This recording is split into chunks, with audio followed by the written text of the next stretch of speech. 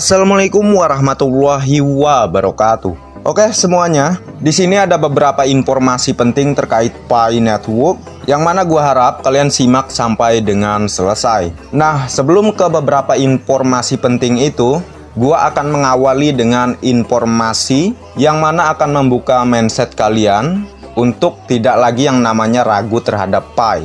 Jadi pada waktu kemarin di video gua yang bahas Josh Galtung itu, ada sebuah komentar seperti yang kalian lihat di layar, tapi simbol Pi itu bagian dari ilmu matematika umum. Yes, gua jawab ya. Iya betul untuk simbol, tapi apakah Anda tidak melihat yang muncul di website Stanford dan berjejer dengan perusahaan-perusahaan raksasa itu logo Pi, bukan simbol, oke? Nah, jadi terkadang orang itu selalu cari alasan gitu untuk membantah statement yang sudah sesuai fakta dan datanya. Tapi yang namanya opini pecundang ya tetap nggak valid ya. Gua udah pernah ulas dari video gua yang dulu, bukan yang dulu sih, beberapa hari yang lalu lah. Opini pecundang itu yang nggak valid, ujung-ujungnya kebodohan. Mau cari alasan supaya mematahkan statement yang tadinya sudah sesuai fakta dan data.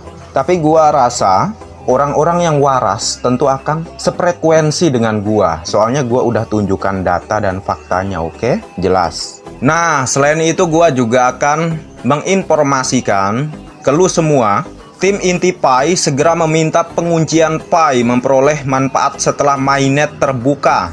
Tim inti Pi terus mengisyaratkan peluncuran Open Mainnet, mendesak komunitas pioner untuk mengunci Pi mereka secara on-chain guna memperoleh potensi manfaat jangka panjang.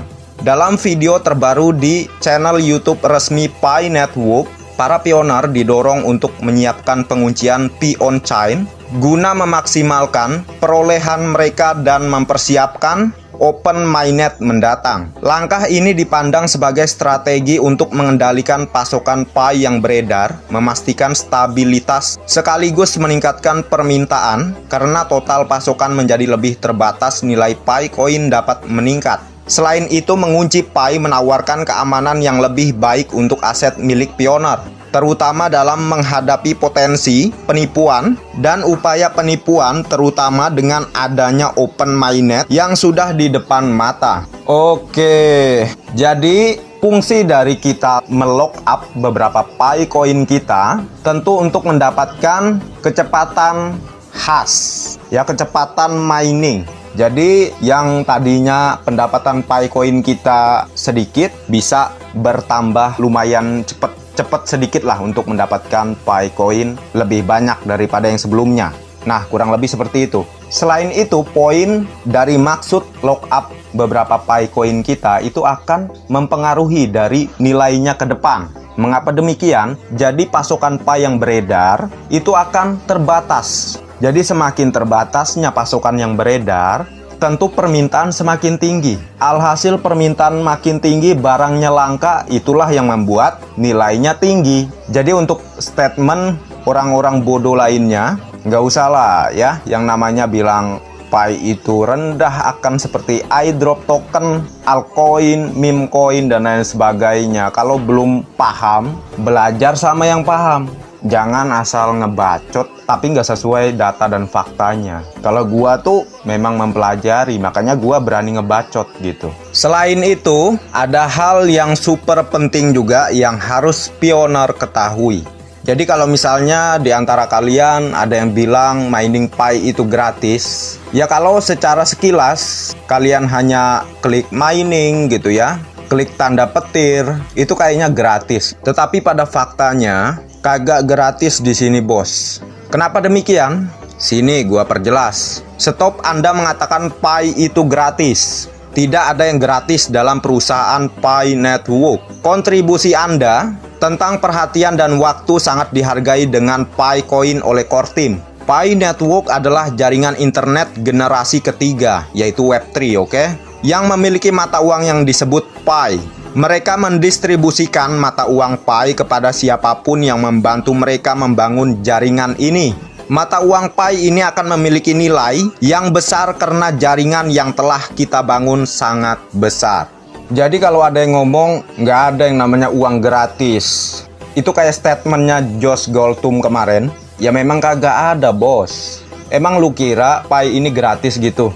Jadi untuk orang yang pendek pengetahuannya malas riset, ya memang kebodohan ujung-ujungnya. Pakai ala-ala statement ngalur ngidul yang kagak jelas. Jadi gua amat sangat kesian gitu. Jadi maksud dari yang tidak gratisnya itu apa? Sebagai contoh, untuk kalian di sini udah mining berapa lama? Waktu yang diberikan untuk menunggu Pi sampai open mainnet dengan kesabaran, apakah itu menurut kalian gratis? Ya kagak kan? Ada waktu yang harus dilewatin, ada harga yang harus dibayar, yaitu kesabaran. Maupun partisipasi kita juga diperlukan. Seperti halnya KYC, coba kalian nggak KYC. Apakah kalian akan mendapatkan Pi Coin? Tentu tidak, bukan? Jadi kagak gratis. Memang faktanya tidak ada uang gratis. Dan Pi membuktikan itu. Ada syarat-syaratnya untuk bisa memperoleh Pi Coin. Jadi Pi Coin itu tidak gratis. Cuma kalau dari pandangan orang bodoh yang sekilas aja, nggak mau riset dan belajar, seperti gua bilang, opini pecundang, memang ujung-ujungnya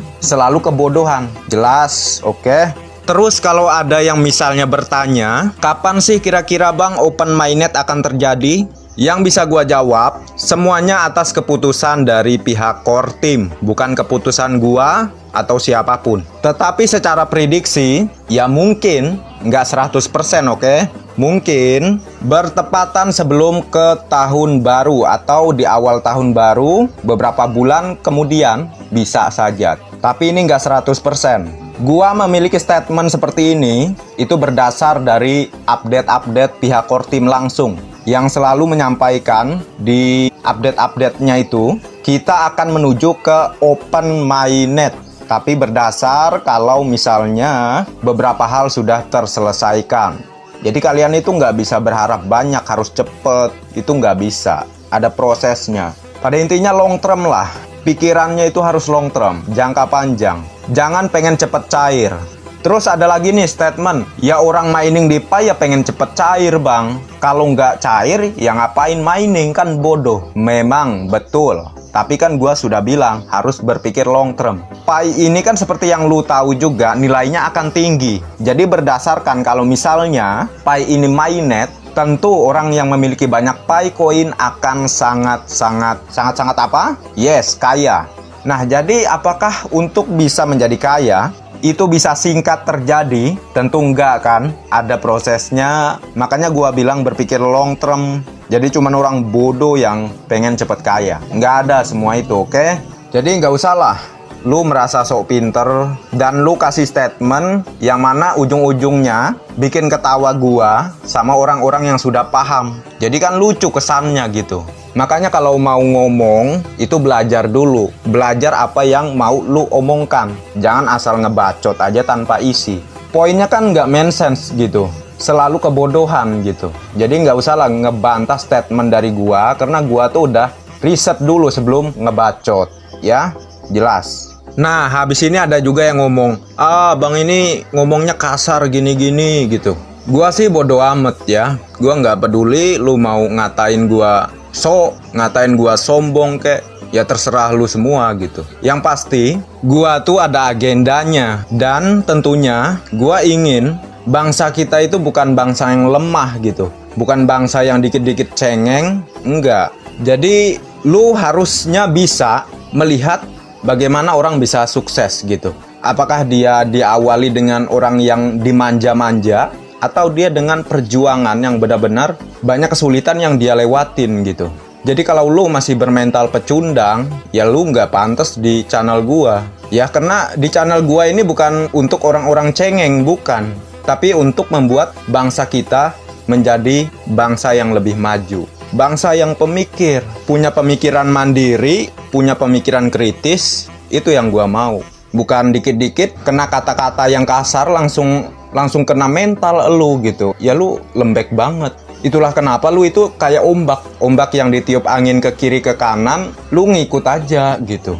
Kalau gua tuh enggak. Gua punya pemikiran sendiri. Gua punya pemikiran yang kritis dan enggak asal terima aja setiap hal-hal yang ditawarkan ke gua, dikasih ke gua, langsung gua makan, itu kagak. Poinnya, kalau lu pengen jadi orang maju, banyak-banyak ngelewatin kesulitan, banyak-banyak berguru sama orang-orang yang keras. Tapi keras di sini bukan berarti keras ngajarin yang nggak baik, enggak. Lu juga harus pakai otak lu itu untuk menilai gitu. Ini maksudnya apa gitu dari apa yang disampaikan oleh orang lain atau siapapun itu disaring, jangan asal lu makan juga. Jadi pada intinya untuk orang-orang yang dikit-dikit gua ngomong di sini keras lah, gua ngomong bodoh, tolol dan lain sebagainya, lu langsung kena mental dan lu nggak terima, ya silahkan, nggak usah nonton di sini. Lu cari aja channel-channel yang bersandiwara di luaran sana, ya silahkan. Karena gua tuh nggak mau bersandiwara yang ujung-ujungnya membawa orang kesesatan gitu.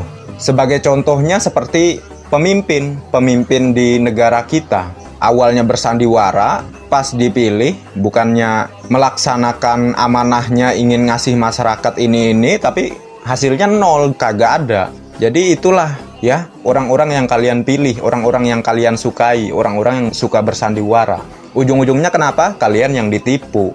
Terus apa yang goblok? Terus apa yang bodoh? Nah, ya kan? Jadi tinggal kalian pilih. Mau stay di channel gua silahkan, mau kagak ya juga nggak jadi masalah.